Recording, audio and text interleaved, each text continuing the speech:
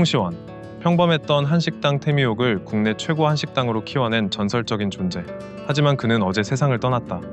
장례식은 태미옥에서 치러졌으며 부주방장 남승현의 지휘 아래 진행되고 있다. 장례식의 취지는 홍시원이 생전에 했던 요리를 조문객한테 대접해서 홍시원을 기억하는 것. 이때 부주방장을 동시에 부르는 세 사람. 무슨 일이시죠? 식당 일부터 먼저 듣겠습니다.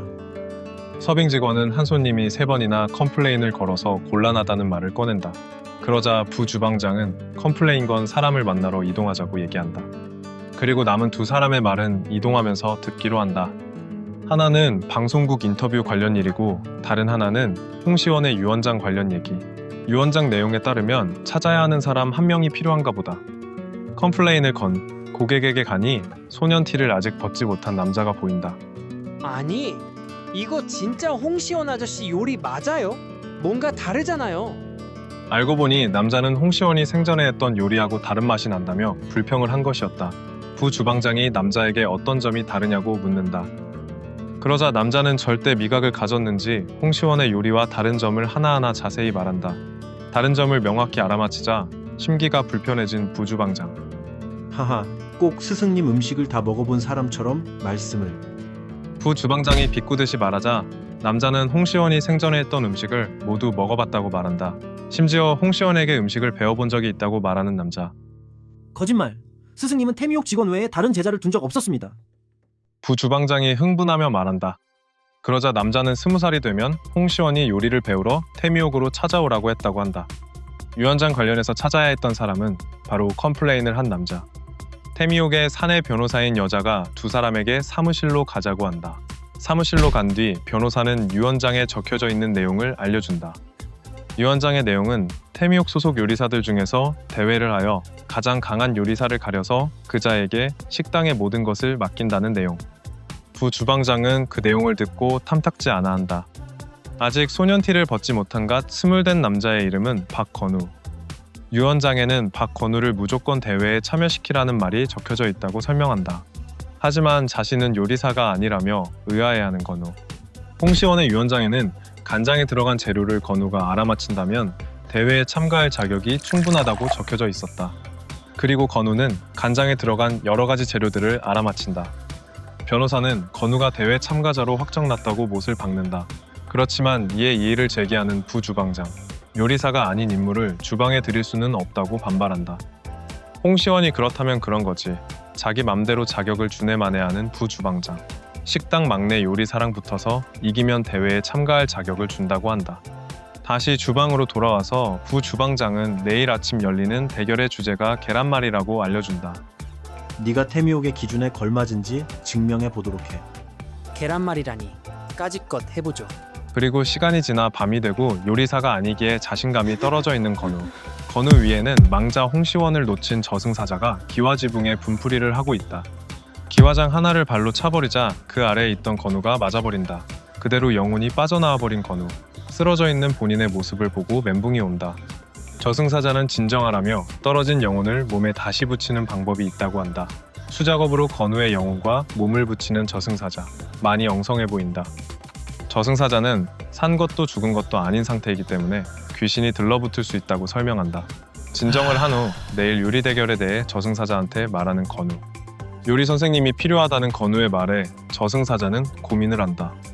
그리고 다음 날 건우는 대장금의 영혼을 빌려 대결에 임한다. 신들린 듯.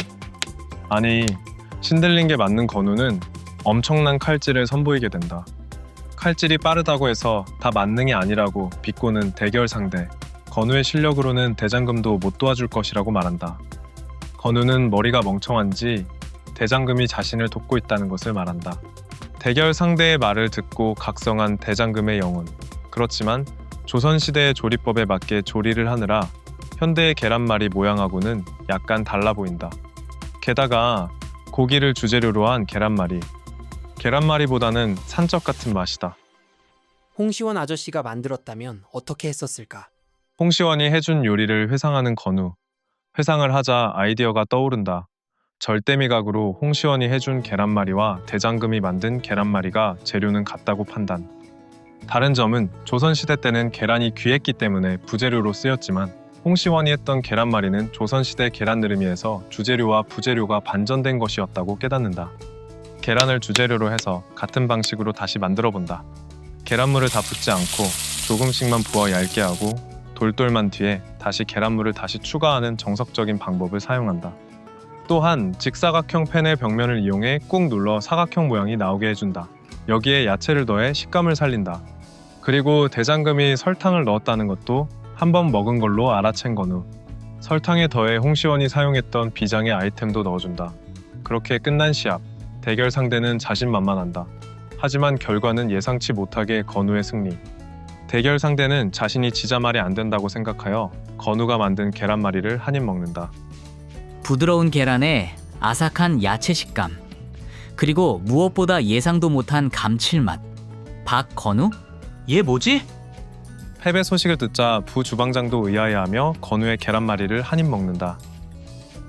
이건 스승님 음식을 처음 먹어봤을 때의 맛? 부 주방장은 그제야 인정하고 건우를 태미옥 직원으로 대우해주라고 한다. 그때 문을 열고 들어오는 인상 험악한 남자들. 대화 내용을 들어보니 아마 스승이 죽은 걸 틈타 바로 태미옥을 다른 곳으로 팔아넘길 생각이나 보다. 한편 주인공 승리에 도취되어 있다. 이때 대결 상대였던 승준이가 숙소를 소개한다며 자신을 따라오라고 한다. 이동하면서 대화를 나누는 둘. 건우가 승준이를 인정도 해주고 장난도 치면서 둘 사이의 어색함은 많이 사라진 듯하다. 승준이는 막내이기 때문에 여러 가지 잔심부름을 해야 하는 상태. 야채를 건우하고 함께 나르다가 누군가와 부딪힌다. 부딪힌 애는 사과도 하지 않고 적반하장으로 나온다. 인성이 좋지 않아 보인다. 인성을 밥 말아먹은 애는 건우한테 경고를 하며 앞으로 각오하라고 한다. 이름은 고기재. 승준이가 난폭한 사람이니까 엮이지 말라고 말해준다. 그리고 다음 날이 찾아온다. 지각을 해버린 승준과 건우. 건우는 지각을 한 상태지만 배고프다며 찡찡거린다. 내가 승준이었다면 이미 한 대 때렸다. 지각생들 여유롭네? 관리자님이 한마디 하자 바로 죄송합니다를 박는다. 건우는 아직 짬이 안 되기에 요리를 배우는 게 아니라 청소를 한다. 청소를 끝마치려는 때에 누군가가 찾아온다. 알고 보니 승준이의 어머니. 바로 인사를 박는 건우. 어머니는 승준이 생일이어서 도시락을 싸가지고 오신 것이었다. 조승준, 너희 엄마가 생일이라고 도시락 주고 가셨다. 하지만 앞을 보니 승준이는 폭력을 당하고 있는 중. 고기재가 도시락을 낚아채고 승준이한테 음식을 쏟아 부어버린다. 태생이 요리 못하는 유전자였나 보네. 고기재가 선을 세게 넘어버린다. 건우는 땅에 떨어진 잡채를 주워 먹으며 승준이에게 진짜 맛있다라고 한다. 그러자 고기재는 긁혔는지 건우의 멱살을 잡아버린다. 승준아 미안하다. 늦게 도와줘서. 건우는 바로 고기재에게 어퍼컷을 날려버린다. 한 대 맞자 더 흑화해버리는 고기재. 그때 경비 아저씨가 들어오고 고기재는 아직도 가오를 잡는다. 하지만 뒤이어 들어오는 부 주방장 남승현. 고기재한테 무슨 상황인지 설명하라고 한다. 그러자 변명을 대는 고기재. 건우는 거짓말이라며 흥분한다. 그만. 어떤 이유든 폭력으로 문제를 해결하려는 놈은 태미옥에 있을 자격이 없다. 부 주방장은 요리 대결을 해서 진 사람이 모든 책임을 지고 태미옥을 떠나는 것으로 통보한다. 요리 대결 주제는 미역국, 그리고 자리를 떠나버린다. 시간이 지나고 요리 대결을 위해 미역국을 미리 만들어보는 고기재. 이제는 건우의 재료를 상한 걸로 바꾸라고 승준이한테 말한다. 만약 재료를 바꾼다면 더 이상 안 괴롭힌다는 조건. 하지만 승준이가 보기엔 건우의 지능이 매우 딸려 보인다. 그냥 두어도 알아서 질 것 같다고 생각한다. 근데 갑자기 사과를 하는 승준. 본인 때문에 폭력을 쓴 건우가 신경이 쓰였나 보다. 미안하면 미역국 끓이는 법 좀 알려주든지. 승준이는 냉정하게 상황을 분석해본다. 그리고 고기재의 약점을 떠올리다가 옛날에 고기재가 긁힌 적이 있다는 사실을 알려준다. 어른들 말씀 틀린 거 하나 없다는 말에 흥분했던 것. 아마 추측하기로는 고기재의 집안이 요리사가 되는 것을 반대했기 때문에 발끈했던 것. 그걸 듣고 나서 저승사자가 고기재의 가계도를 보여준다. 거기서 무언가를 발견한 듯한 주인공. 씩 웃어 보인다. 그리고 대결날이 왔고 건우는 고기재의 할아버지의 영혼이 딸린 채로 대결장에 입장한다. 할아버지의 영혼이 고기재를 궁디팡팡해준다. 그랬더니 갑자기 개빡쳐버린 고기재. 주먹을 휘두르지만 무도 기술을 이용해 비껴쳐내버린다. 고기재는 할아버지의 기술이라는 것을 금방 알아챈다. 사실 고태성 할아버지 영혼을 부른 이유는 할아버지가 무도인이자 식당 사장님이었기 때문. 특히 백반집을 운영했었기에 미역국 정도 끓이는 데는 도가 트인 사람이다. 그만! 모두 정수! 부 주방장이 조용히 시키고 상황에 대해 정리한다. 건우는 자신이 있는지 주먹을 꼭 쥔다. 그러고 나서 할아버지 영혼에 대고 말을 하지만 왜 손주가 여기 있냐는 질문. 당연히 나올 수 있는 질문이다. 건우는 지능이 딸려서 할아버지가 자신을 안 도와줄 수도 있다는 것을 생각을 못했나 보다. 그치만 포기할 수는 없는 법. 뚜껑을 열어 재료를 확인하지만 어찌된 일인지 모두 상해 있다. 건우는 승준을 의심하지만 승준은 아니라고 결백하는 상태. 알고 보니 고기재의 꼬붕이 상한 것으로 몰래 바꾸어 버린 것. 고기재가 꼬붕과 하는 대화 내용을 들은 할아버지의 영혼의 표정이 일그러진다. 좌절하고 있는 찰나 할아버지의 영혼이 각성을 한다. 손주에게 뜨거운 맛을 보여주려는지 건우의 몸에 들어간다. 고기재는 이제 어떻게 될까? 고기재를 잡아야 하지만 주인공을 잡을 듯한 할아버지의 기세. 화려한 불쇼를 요리 내내 보여준다. 게다가 상한 재료들 때문에 재료가 변변치 않은 상태. 건우는 고기재가 끓인 미역국과 비교하면서 질 것이라는 생각을 한다. 하지만 한 입 먹자 달라지는 반응. 그대로 대결이 종료되고 심사에 들어간다. 심사 결과가 바로 나오는데 건우의 승리. 결과가 나오자 고기재가 이의를 제기한다. 그러자 심사위원이 심사평을 말해준다. 고기재의 미역국은 좋은 재료가 들어갔지만 너무 과하게 재료를 사용해서 어느 맛에 집중해야 할지 모르겠다는 평가. 고기재는 역시 인성이 안 좋아서 바로 건우한테 주먹질을 한다. 이때 할아버지의 영혼이 미역국을 한 숟가락 더 고기재의 입에 친히 넣어준다. 할아버지가 끓여준 미역국 맛. 그러자 고기재는 과거를 회상하기 시작한다.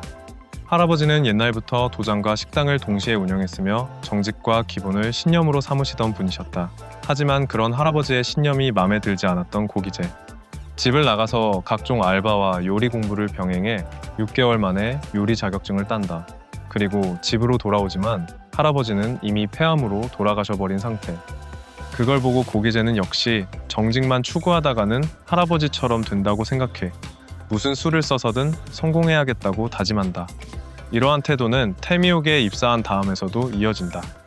남의 요리법을 훔치고 경쟁하는 사람들을 편법을 통해 굴복시켰다. 그렇게 태미옥 안에서 중급 요리사가 되었지만 알 수 없는 공허함이 이어졌다. 하지만 공허함 뒤에 찾아오는 죄책감이 그를 힘들게 했었다. 고기재는 할아버지의 영혼을 느끼고 그제서야 눈물을 흘리며 정직하게 살아야겠다고 생각을 한다. 대결이 끝나고 난 뒤 뒤풀이 자리. 태미옥의 동료들이 대결에서 이긴 건우를 칭찬해준다. 부럽다. 건우는 술을 처음 마셔본 것이기 때문에 어지러워한다. 그때 어지러워하는 건우에게 누군가 말을 건다. 오늘의 주인공이 여기서 쓰러지면 안 되지. 미녀가 말을 걸었지만 건우는 의식이 점점 흐려져 간다. 그리고 눈을 뜨자 보이는 승준. 어제 일이 기억이 안 나냐고 물어본다. 그러자 곧바로 떠오르는 기억. 미녀에게 토를 해버린 기억이다. 바로 사과를 하기 위해 튀어가는 건우.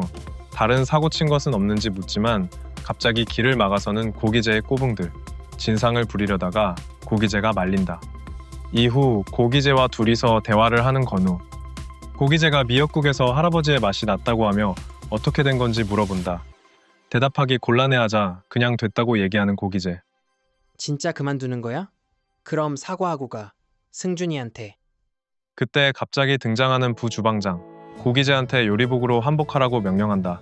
부주방장은 이 정도 소란이었으면 정신 차렸을 것이라고 본 것. 고기재는 알겠다고 대답한다. 그리고 승준이한테 사과한다. 주머니에 손을 넣은 채로 미안하다고 하는 걸 보니 아직 정신을 못 차린 것 같다.